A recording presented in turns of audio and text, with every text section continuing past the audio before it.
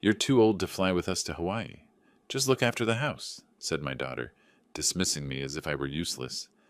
They flew off on a paradise vacation with my in-laws, who were even older than me, while I stayed behind in the house they considered their inheritance. When they returned, the house was gone, and so was I. They called me 43 times.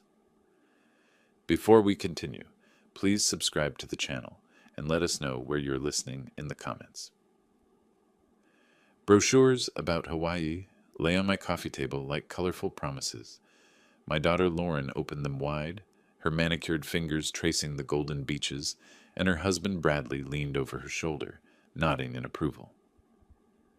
Bradley's parents, Walter and Margaret Mitchell, were sitting comfortably on my couch, already discussing the departure time and hotel amenities, as if this vacation was theirs by birthright. "The Maui resort looks perfect," Lauren announced, her voice bubbling with excitement. "4 bedrooms, ocean view, private beach access." I reached for one of the brochures. "That sounds wonderful. When do we—" "Dad!" Lauren's hand intercepted mine, gently but firmly pushing the glossy paper away. "You're too old for such adventures." The words hit like ice water. I blinked, certain I'd misheard. "Better stay home and watch the house," she continued, her tone casual, matter-of-fact. "We're flying with Bradley's mom and dad. It's their dream trip, you know?" Walter chuckled from the couch. "Been saving for this for years. Can't wait to see those sunsets." "The kids will love the snorkeling," Margaret added, already claiming experiences that hadn't happened yet. I stared at them. Walter was 64, 2 years older than me. Margaret, 61. Yet somehow I was too old, while they were perfect traveling companions. "I've never been to Hawaii," I said quietly. Bradley shrugged. "Maybe next time, Pops. This trip's kind of a family thing." Family, the word twisted in my chest. I watched them continue planning, around me, over me, through me. Lauren pulled out her phone, showing Margaret photos of restaurants they'd researched. Bradley grabbed another brochure, pointing out activities. They moved with the easy confidence of people who'd already decided everything without consulting the man whose house they lived in, whose generosity had sheltered them for 5 years. "The flight leaves Thursday morning," Lauren said, not looking at me. "We'll be gone 10 days. You'll have the whole place to yourself. Think of it as a little vacation, too." "A vacation from what? From providing free housing? From cooking dinners they barely acknowledged? From listening to Bradley's complaints about his credit score while he used my electricity to charge his gaming devices?" I stood slowly. My knees protested, a reminder of my 62 years that Lauren seemed so concerned about. I should probably get some things in order then, for house-sitting. "You're the best, Dad." Lauren finally looked up, beaming at me with that smile that once melted my heart when she was 7 and asking for bedtime stories. Now it felt calculated, practiced. "Don't worry about anything. Just relax and enjoy the quiet." Walter raised his coffee mug in a mock toast. "To family vacations!" They all laughed. Even Margaret, who'd met me exactly 4 times, felt comfortable enough to laugh at my exclusion in my own living room. I walked toward the hallway, their voices following me, animated discussions of sunset dinners and helicopter tours, adventures I'd apparently aged out of overnight. The hardwood floor creaked under my feet, the same sound it had made when Sarah and I danced in this very spot on our 30th anniversary. Sarah would have fought for me. She would have insisted I come, would have made it clear that family meant all of us, or none of us. But Sarah was 5 years gone, and I was learning that the daughter we'd raised together saw me very differently than I'd imagined. Behind me, Lauren's voice carried clearly, "Mom would have understood. She always said Dad needed looking after as he got older." I paused at the bedroom doorway. Sarah had never said anything like that, not once. But apparently my late wife's imaginary concerns were now justification for my exclusion from family joy. The evening light slanted through my bedroom window, casting long shadows across the hardwood floor, where Sarah's reading chair used to sit. 3 hours later, I sat on the edge of my bed, still wearing the same clothes from dinner. My reflection stared back from Sarah's old vanity mirror, a man who'd apparently become invisible in his own home. The house had settled into its evening rhythm, but voices drifted up from the living room below. Initially, their laughter seemed distant, muffled by the old walls and vents. I'd planned to ignore them completely. Maybe read one of the mystery novels Sarah had loved. Then Bradley's voice cut through the ambient noise, clearer than it should have been. Honestly think he bought that whole too old nonsense? My book fell closed. I froze, every muscle suddenly taut. Lauren's response floated up through the heating vent near my feet. Dad's always been gullible. Remember when we told him we'd pay him back for the roof repairs? Their laughter followed. Casual, dismissive, cruel. I moved carefully toward the vent, my teacher's instincts kicking in. 30 years of classroom management had taught me when to listen and when to act. This was definitely a listening moment. The timing worked out perfectly, Walter's voice joined in. Right after we returned from Hawaii, we put him in that nursing home we researched. My breath caught. Nursing home? Sunset Manor has an opening next month, Margaret added, her tone businesslike. They said they could expedite the paperwork if we paid the deposit up front. How much? Bradley asked. 3,000, Walter replied, but it's worth it to get him settled quickly. Once he's there, this house becomes ours anyway. It's our inheritance. The floor seemed to tilt beneath my feet. I gripped the windowsill, my knuckles going white against the painted wood. Lauren's voice continued, animated now. I already contacted that real estate agent, Zachary Allen. He thinks we can get at least 800,000, maybe more with the market the way it is. Split 4 ways? Bradley asked. Obviously. Mom, Dad, you've earned your share dealing with his complaints these past few years. Margaret laughed. He has gotten rather demanding, hasn't he? Always asking about our plans, wanting to be included in everything. The entitlement is unreal, Lauren agreed. Like, Dad, you're 62. Except that your active years are behind you. I sank onto the bed, my legs suddenly unreliable. 5 years I'd housed them. 5 years of grocery bills, utility payments, repairs, and maintenance, while Bradley looked for work and Lauren figured out her next career move. They'd eaten my food, used my car, borrowed my tools, and never once offered genuine gratitude. Bradley's voice grew louder, more excited. The best part is, he'll never see it coming. We've got him convinced we're just concerned about his well-being. Dad always was too trusting, Lauren said. Mom used to say. Your mother never said anything about your father being a burden, Walter interrupted, surprising me. That woman adored him. Well, she's not here to object now, is she? Lauren's voice had turned sharp, and frankly, this is what's best for everyone. Dad gets professional care. We get financial security. Professional care. They made it sound like a medical necessity rather than convenient disposal. The conversation continued, but I'd heard enough. I stood slowly, walked to my dresser, and opened the bottom drawer where I kept Sarah's jewelry box. Inside, beneath her wedding ring, lay the deed to this house. The house I'd bought with my teaching salary, the house where Sarah and I had planned to grow old together. My reflection stared back from the vanity mirror, but something had changed in those few minutes of eavesdropping. The man looking back at me no longer seemed invisible. I closed the jewelry box quietly and returned to sit on the bed's edge, listening to their voices fade as they moved to another part of the house. Sleep became impossible. Every time I closed my eyes, Bradley's desperate voice from 5 years ago echoed in my memory, competing with tonight's casual cruelty. February 2020. The call had come at 11:30 on a Tuesday night. I remembered the exact time because I'd been grading algebra tests, red pen in hand, when my phone buzzed. David? Bradley's voice had been raw, broken. I need help. I've lost everything. The story had tumbled out between sobs.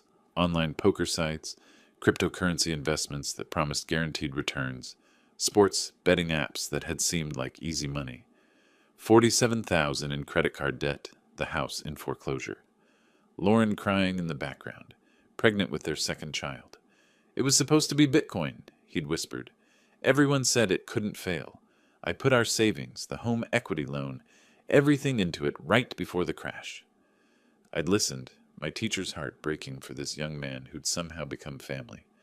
Sarah had been gone only months, and the house felt too empty, too quiet.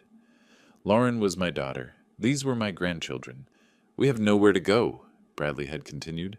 Lauren's parents are, well, you know. Lauren's mom never approved of me. We can't ask them. He'd meant Sarah's sister, who'd made her disapproval of Bradley clear from the wedding day. But Sarah wasn't there to moderate family tensions anymore. Now, lying in the darkness, I recognized the calculation behind that desperation. He'd known exactly which emotional buttons to press: the grieving widower, the protective grandfather, the man with an empty house and a generous heart.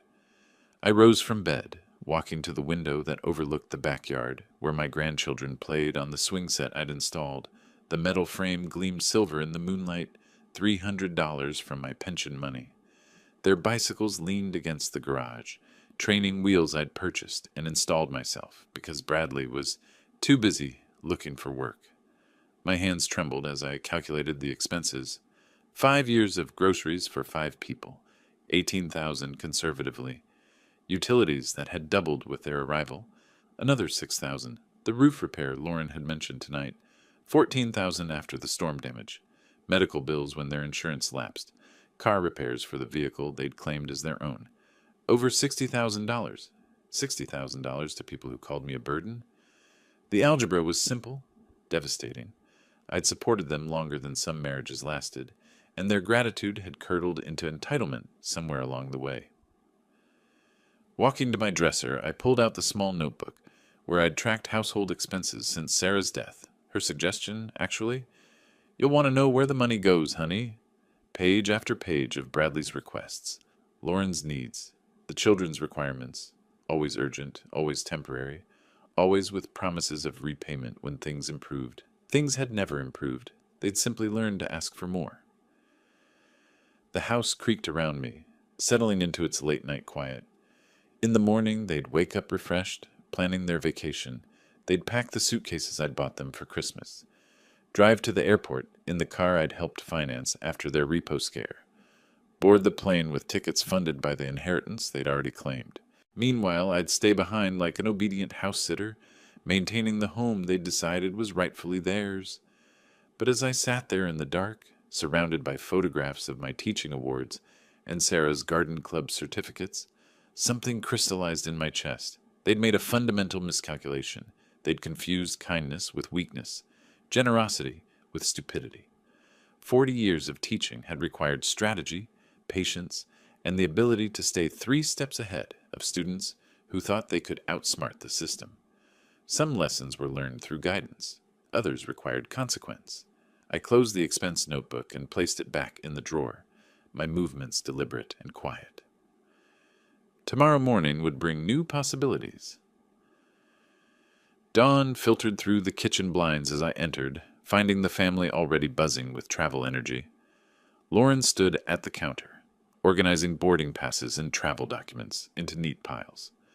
Bradley hunched over his phone, presumably checking flight status, while Walter and Margaret compared sunscreen brands like military strategists planning invasion routes. "Morning, Dad," Lauren called cheerfully, not looking up from her paperwork fortress. "Coffee's fresh if you want some." I poured myself a cup, studying their animated faces with fresh perspective. Yesterday, I would have seen excited family members preparing for adventure. Today, I observed co-conspirators celebrating their successful manipulation. "Flight leaves at 10:15, Bradley announced, scrolling through his screen. "We should head out by 8:30 to beat traffic." "Did you remember to pack the camera charger?" Margaret asked Lauren. "Already in the carry-on, plus backup batteries." Their efficiency impressed me, the same organizational skills they'd never applied to finding employment or contributing to household expenses. Apparently, planning luxury vacations required different talents than securing basic income.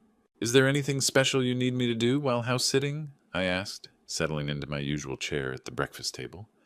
Lauren finally glanced up, her expression patronizing. "Just the usual, Dad. Water the plants, check the mail, maybe have Elizabeth from next door look in on you."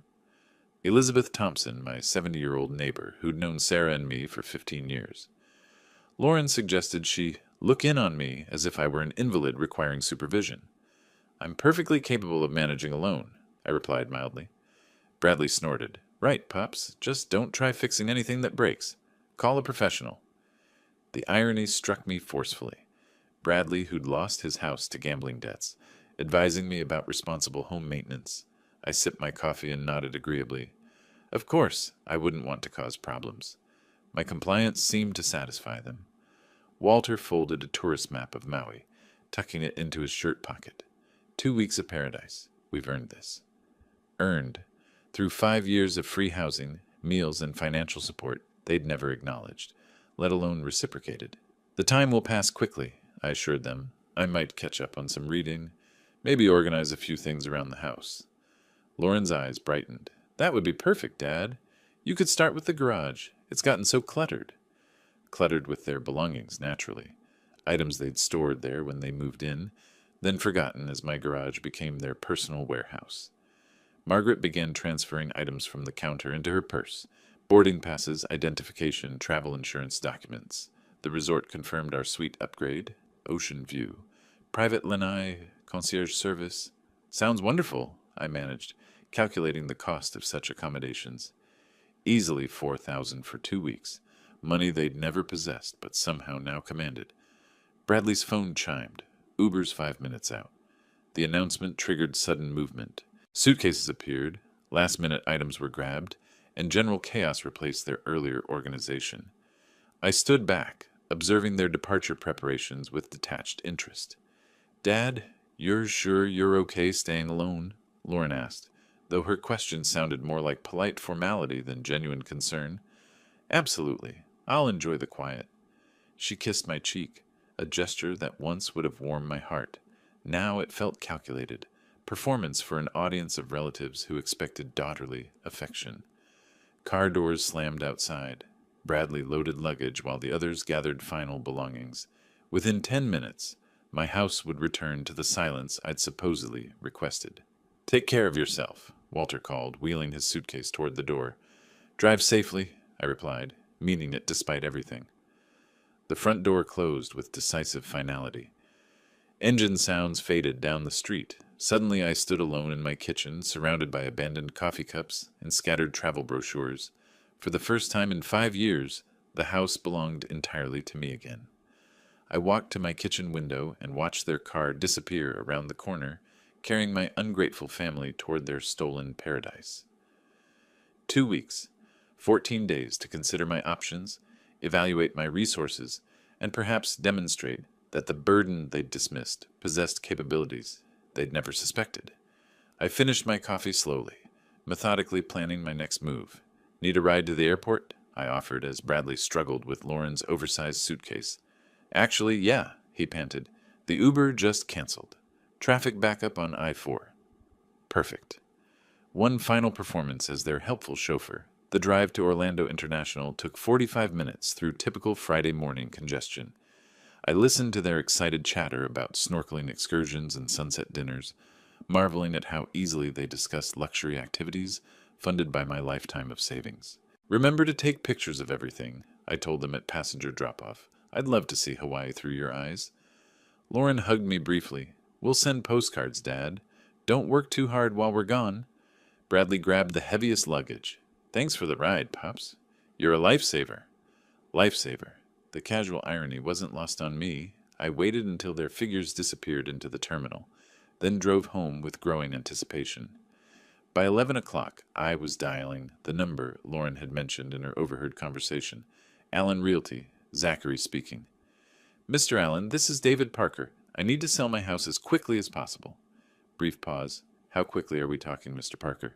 2 weeks maximum. I'm willing to price it aggressively for a fast sale. That's ambitious. What's driving the urgency?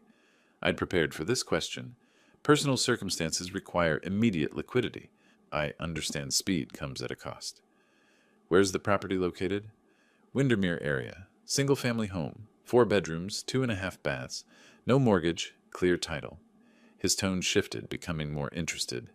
No mortgage is excellent for quick sales. What's the approximate square footage? 2,800 square feet. Updated kitchen. New roof 5 years ago. Established neighborhood.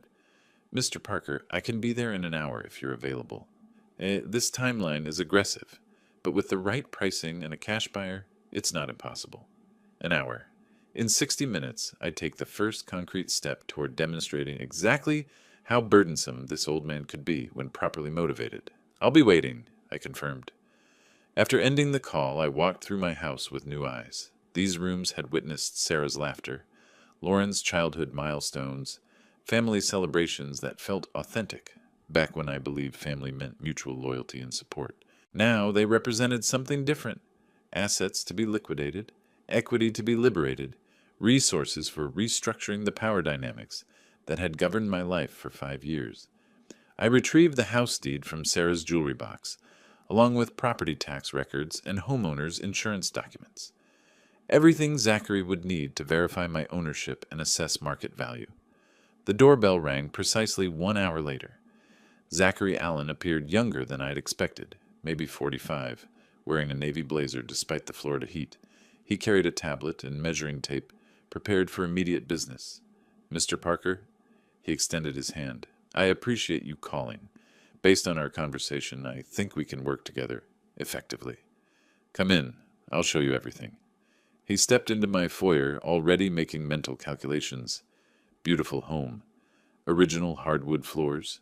Refinished 5 years ago, Sarah, my late wife, insisted on maintaining original character. Smart woman. Original features add significant value. He pulled out his tablet. "Before we tour, let me explain the process for your timeline. 2 weeks means we need cash buyers, minimal contingencies, and competitive pricing. Are you prepared for those requirements?" I nodded. Speed matters more than maximum profit. "Excellent. Then let's see what we're working with." As Zachary began his professional assessment, measuring rooms and noting architectural details, I felt something shift in my chest.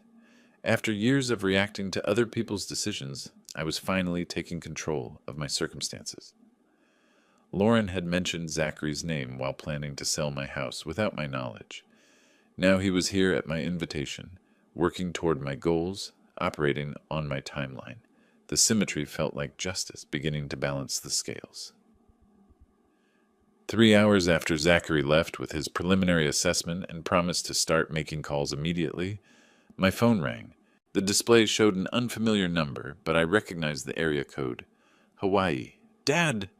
Lauren's voice bubbled through the speaker, bright with tropical enthusiasm. "We made it safely.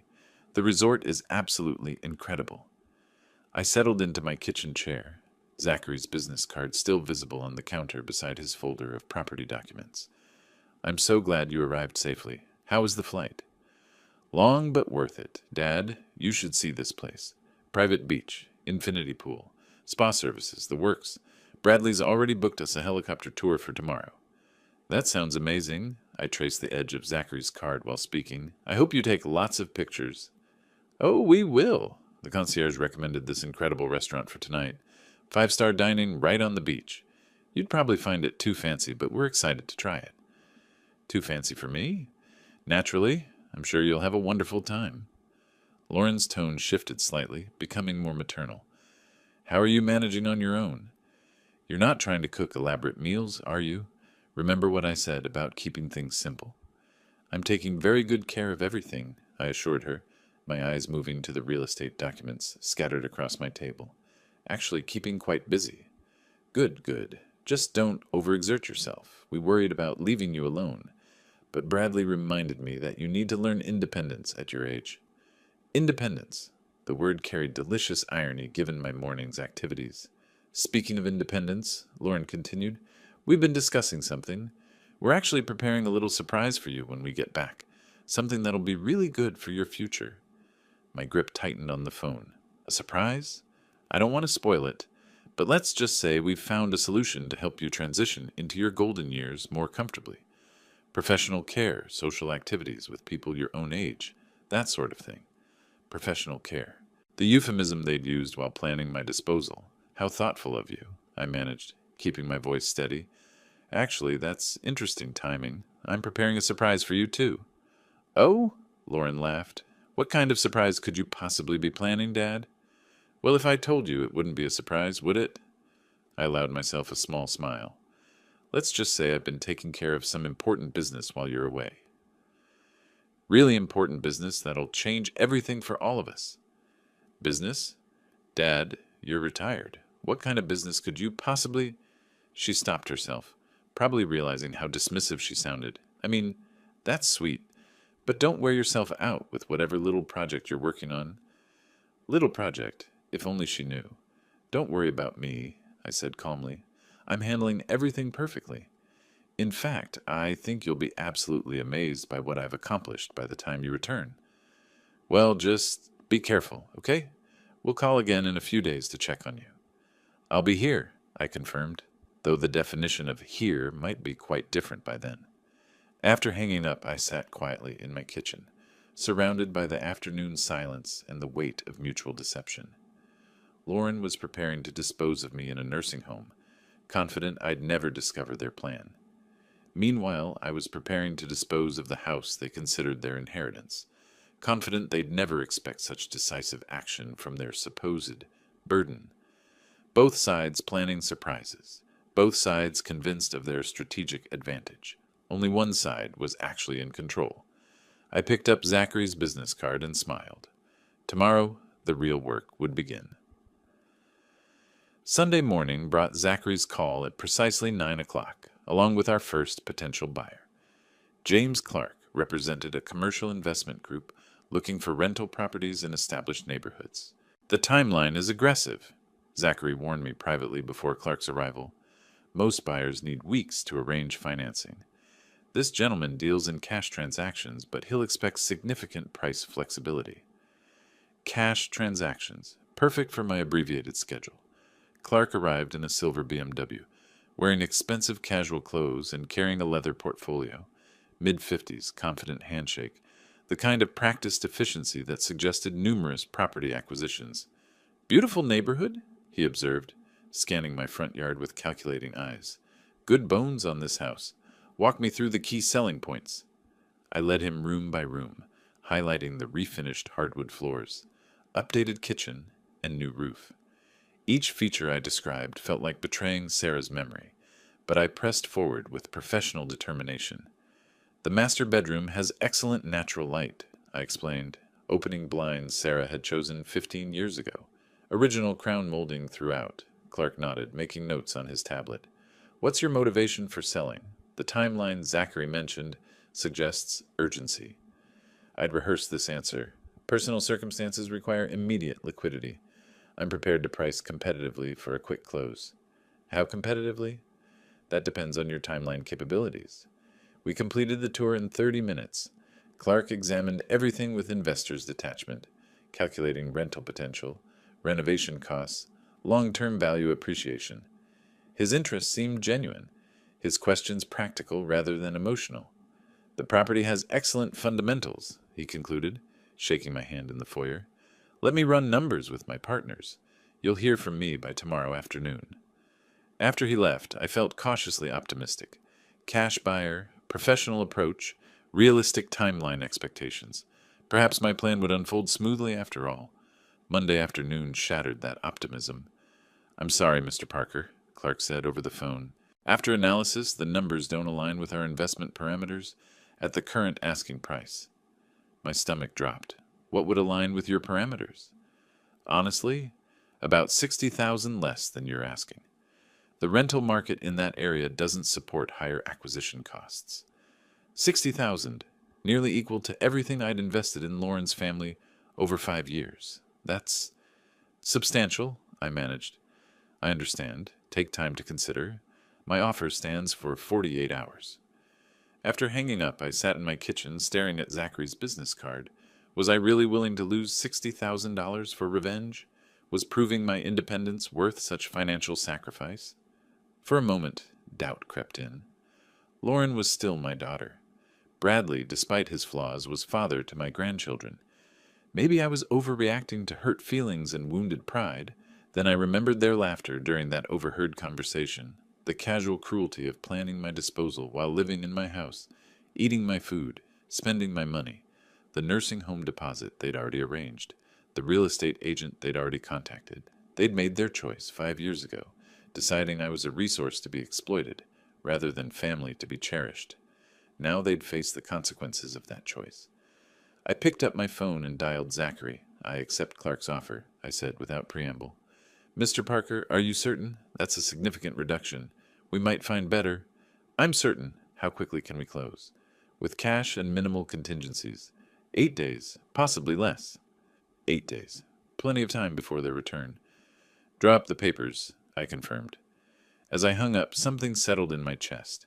a calm, cold certainty that felt like justice finally taking shape. They wanted to treat me like a burden? Fine. They'd discover exactly how expensive that burden could be when properly motivated.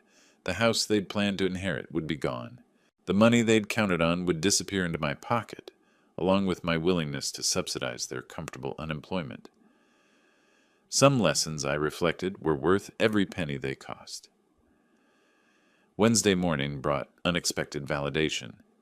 Zachary called with news that made my earlier doubts seem foolish. "Mr. Parker, I have remarkable developments. Clark's investment firm wants to expedite everything. They're offering an additional $10,000 above our agreed price for a guaranteed 7-day close." I set down my coffee cup carefully. "They're offering more money for faster service?" "Exactly. Apparently they have capital deployment deadlines, and your property fits perfectly into their Q2 acquisition targets. They want to close by next Tuesday." Next Tuesday, 5 days before Lauren's return from Hawaii. What's required from my end? Minimal. Since they're waiving inspection contingencies and paying cash, we primarily need signatures and title clearance. Their attorney has already begun paperwork. I walked to my kitchen window, looking out at the backyard where my grandchildren had played on equipment I'd purchased. Soon, other children would play here while their parents paid rent to James Clark's investment company. "Mr. Parker, are you comfortable with the accelerated timeline?" "Comfortable? I was euphoric. Absolutely. What do I need to sign?" "I'll bring documents this afternoon. Clark's attorney wants to review everything tomorrow. Then we'll schedule closing for Monday."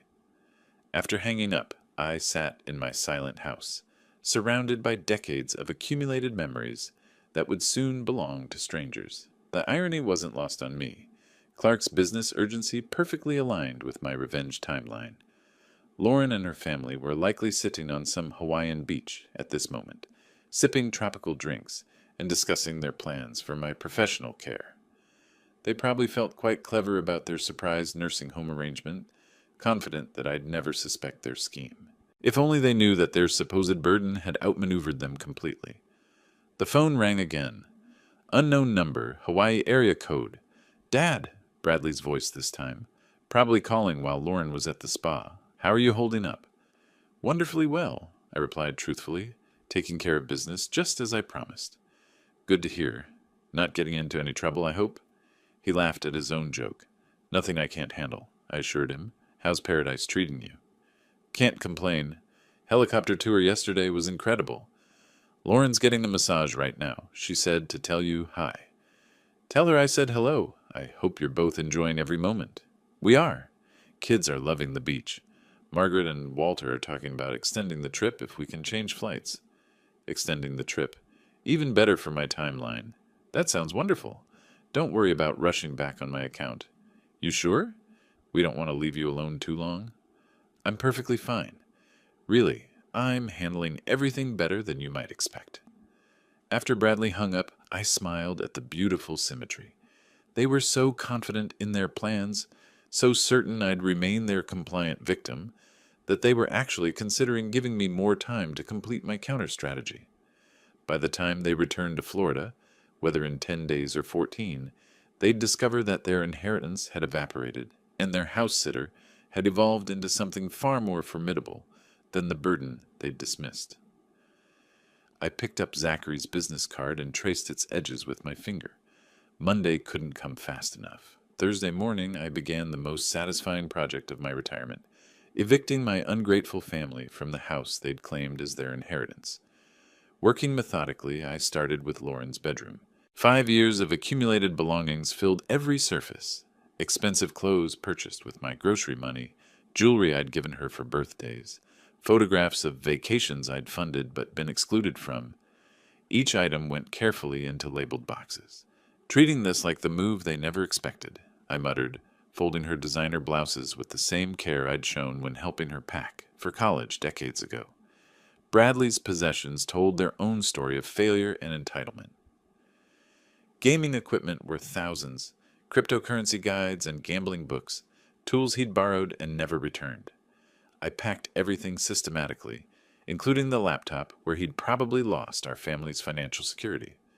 The storage facility I'd chosen sat 20 minutes away, close enough for eventual family access, far enough to feel like exile. The manager, a friendly woman named Rosa, helped me select a unit large enough for a family's complete household. Moving can be overwhelming, she observed, watching me sign the rental agreement. You seem remarkably organized about it. I've had time to plan, I replied truthfully. Loading took most of the afternoon. Professional movers I'd hired treated everything respectfully, understanding that family belongings deserved careful handling, regardless of circumstances. Watching box after box disappear into the storage unit felt like watching justice take physical form. Walter and Margaret's items required special attention: medications, important documents, the expensive luggage they'd purchased for this trip. I inventoried everything, ensuring they'd find their possessions organized and accessible when they eventually discovered their new living situation. That's quite a lot of stuff, commented Miguel, one of the movers, securing the last of the furniture. Family of 5? Was, I answered simply.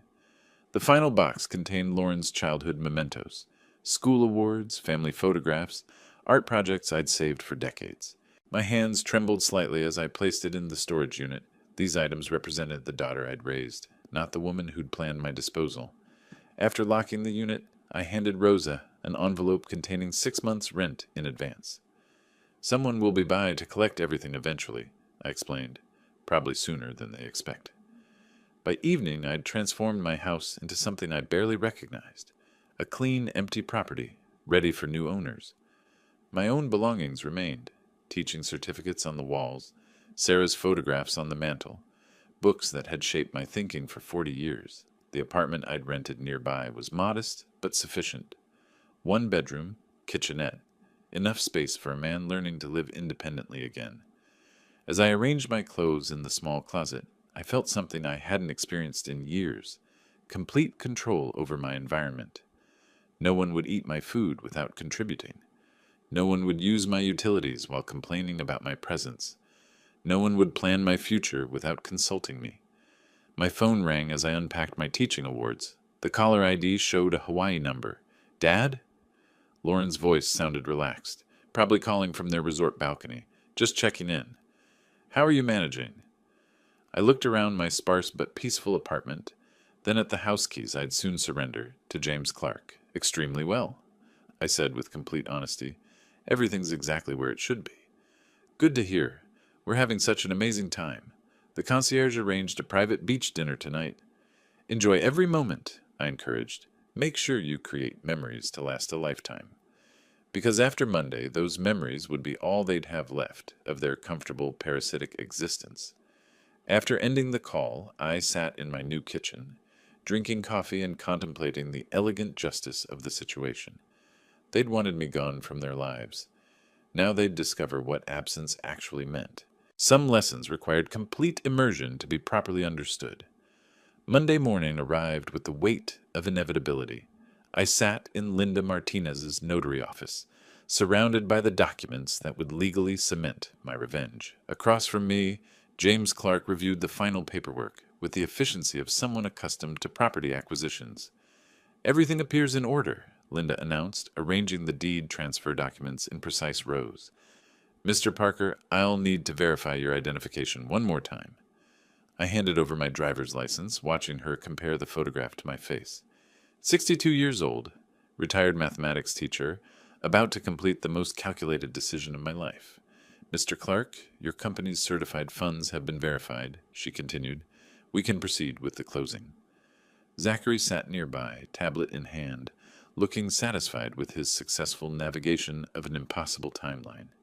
In 7 days, he'd managed what typically took weeks, a testament to the power of cash transactions and motivated sellers.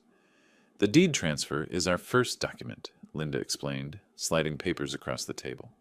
This officially transfers ownership of 847 Maple Street from David Parker to Pinnacle Investment Holdings. 847 Maple Street, the address where Sarah and I had planned to grow old together, where Lauren had taken her first steps, where 3 generations of memories lived in every room. Now it belonged to strangers who'd convert it into rental income. I signed my name with steady hands. Property disclosure statements next, Linda continued. These confirmed the condition of the house and any known issues. Known issues. Did emotional betrayal count as a structural problem? Did years of ingratitude affect the foundation's stability? I initialed each page methodically. Financial settlement sheet, James said, sliding another document forward. Final purchase price minus closing costs and agent commissions. The numbers told their own story. Purchase price reduced by $60,000 to ensure quick sale. Agent fees, legal costs, title insurance. The final amount still represented more money than I'd seen in one place since Sarah's life insurance payout 5 years ago. Money that would fund my independence while Lauren's family discovered what homelessness felt like. Your signature here makes the sale legally binding, Linda noted, pointing to the final line. I paused for a moment, pen hovering above the paper. Once signed, there would be no reversal. Lauren and Bradley would return from Hawaii to find their assumed inheritance had vanished into corporate ownership. Their comfortable, parasitic lifestyle would end permanently. The pen touched paper. My signature flowed across the line in the same careful script I'd used to grade papers for 40 years. Congratulations, James said, extending his hand. Pinnacle Investment is pleased to add this property to our portfolio. We shook hands, the retired teacher and the investment executive, completing a transaction that would devastate 4 people currently sipping tropical drinks in paradise. Commission payment, Zachary noted, accepting his check from James.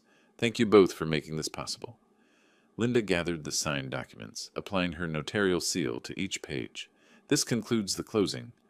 Mr. Parker, you have 30 minutes to collect any remaining personal items, then possession transfers to Pinnacle Investment. 30 minutes to say goodbye to the house where I'd been happy, where I'd been exploited, where I'd finally discovered the difference between family and parasites. I drove to 847 Maple Street one final time, using the keys I'd surrender in 20 minutes.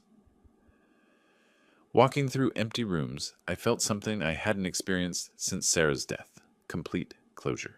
The living room where Lauren had announced my exclusion from their Hawaii trip. The kitchen where I'd overheard their nursing home plans. The bedroom where I'd processed their betrayal and chosen justice over victimhood. Each room now belonged to James Clark's company, who'd rent them to tenants who'd actually pay for the privilege of living there. I collected Sarah's photo from the mantel and my teaching certificates from the walls. Everything else, furniture, appliances, fixtures, belonged to the new owners per our agreement. Standing in the foyer, where I'd welcomed Lauren's family 5 years ago, I felt the weight of transformation. The generous widower who'd offered sanctuary had evolved into something far more strategic. The burden they'd planned to dispose of had disposed of them instead. My phone buzzed with a text from an unknown Hawaii number. Dad, having amazing time.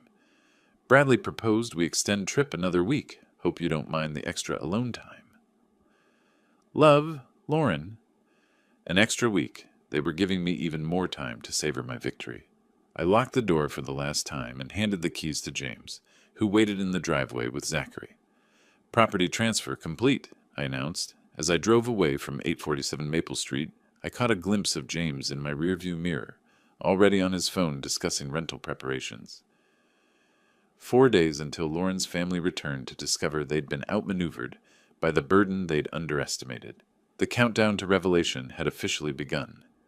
2 weeks after my family's departure for Hawaii, I sat in a beachfront hotel room in Maui, sipping coffee and waiting for Elizabeth Thompson's call. The irony wasn't lost on me. I was enjoying the Hawaiian vacation they'd denied me, funded by the sale of the house they'd considered their inheritance. My phone rang at precisely 4 o'clock. Florida time. David?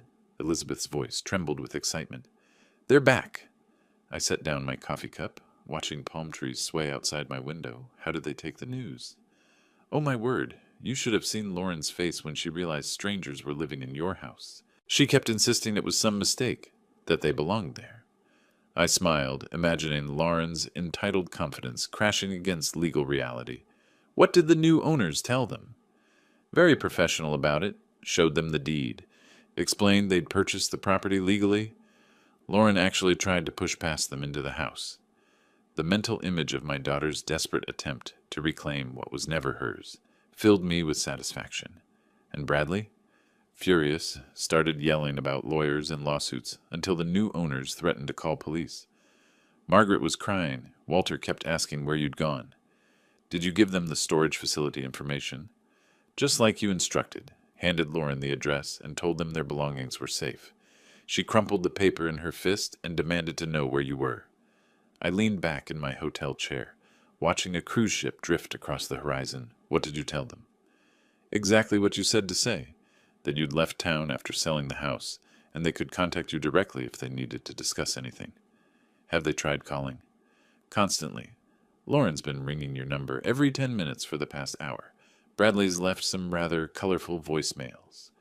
I glanced at my phone, noting 43 missed calls and counting. I imagine they're quite motivated to reach me now. David, I have to ask, are you really in Hawaii? The Grand Wailea Resort, actually. Same place they plan to stay without me.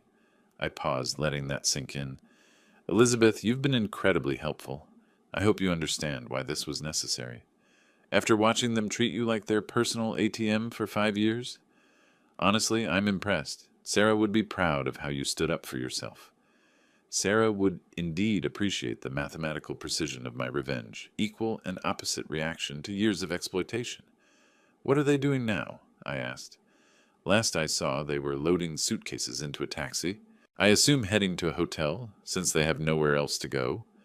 Lauren looked absolutely devastated. Devastated, the same word I'd have used to describe my feelings when I overheard their nursing home plans. Justice had a beautiful symmetry to it. Elizabeth, if they ask you to call me again, please tell them I'm enjoying my vacation and will contact them when I'm ready. How long will you keep them waiting? Long enough for them to truly understand what it feels like to be discarded by family. After hanging up, I walked onto my hotel balcony, breathing in the tropical air my family had assumed I was too old to appreciate. Below, tourists enjoyed the beach they'd thought I couldn't handle. The helicopter tours Bradley had mentioned buzzed overhead, carrying passengers on adventures I'd supposedly outgrown. My phone buzzed with another call from Lauren. I let it ring, then another from Bradley. Ignored, a text from Margaret. David, please call us. We need to talk. I deleted it without responding. For 5 years, they'd controlled my life through emotional manipulation and financial dependency. They'd planned my future without my input, assumed my compliance without my consent, treated my generosity as their entitlement. Now I controlled the terms of engagement. They could wait until I decided they'd learned sufficient humility to deserve my attention. I ordered room service and settled in to watch the sunset they'd tried to deny me. My phone still buzzing with increasingly desperate calls from the family who'd finally discovered the true cost of taking someone for granted. Some lessons, I reflected, required complete powerlessness to fully understand. They were about to become excellent students. 6 hours after Elizabeth's call, I boarded the evening flight from Orlando to Honolulu, using money from the house sale to purchase the first-class seat my family had deemed me too old to occupy. As the Boeing 777 lifted off into the Florida sunset, I settled into leather comfort and examined my phone screen. 43 missed calls, 17 voicemails, and counting. Each notification represented another moment of their desperation, another crack in the entitled confidence they'd maintained for 5 years. I scrolled through the call log methodically. Lauren, Bradley, Margaret, Walter. Lauren again, Bradley again, watching the progression of their panic play out in digital timestamps. The first voicemail, left 20 minutes after Elizabeth's call, carried Lauren's familiar commanding tone. Dad, I don't know what game you're playing, but this isn't funny. Call me back immediately. By the 10th message, anger had crept into Bradley's voice. This is insane, David. You can't just sell our house without telling us. We're getting lawyers involved. Message 15 revealed Margaret's tears. Please, David, we don't understand what's happening. Where are you? We need to talk. The final voicemail, recorded just before takeoff, captured Lauren's complete capitulation. Dad, please answer. We'll do anything. Just call us back. We have nowhere to go. Nowhere to go? The exact phrase they'd planned for my nursing home conversation. As we climbed toward cruising altitude, I gazed down at the lights of Florida shrinking below. Somewhere in that scattered illumination, my family huddled in a hotel room, frantically calling a number that would remain unanswered until I decided they'd learned appropriate humility. The flight attendant appeared with champagne service. "Celebrating anything special tonight, Mr. Parker?" "Independence Day," I replied, accepting the crystal flute. "About 40 years overdue. 9 hours stretched ahead. 9 hours of Pacific Ocean between me and their desperate attempts to reestablish control. 9 hours to savor the complete reversal of power dynamics that had governed my life since Sarah's death. I opened my laptop and composed an email I wouldn't send, a letter explaining everything they'd done wrong, every moment of casual cruelty, every dismissive comment about my age and capabilities. The writing process felt therapeutic, cathartic, like grading papers on the most important lesson I'd ever taught. But they didn't deserve explanations yet.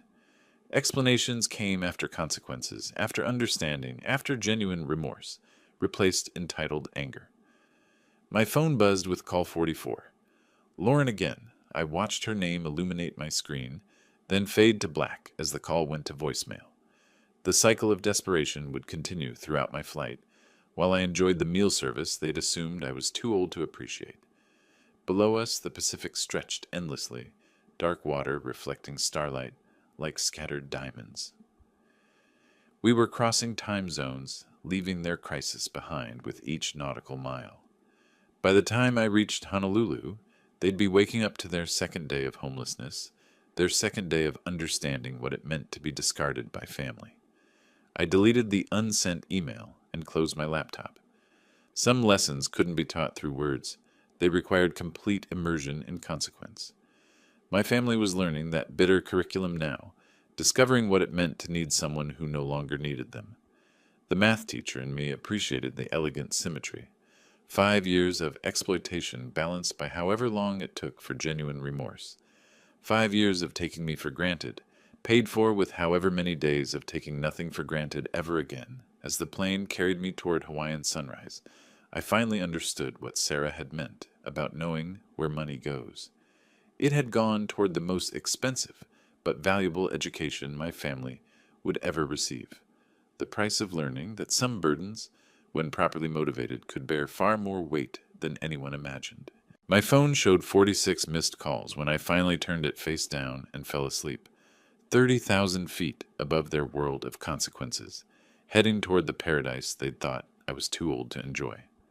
If you liked this story, please like this video, subscribe to the channel, and share your impressions of this story in the comments. To listen to the next story, click on the box on the left. Thank you for watching.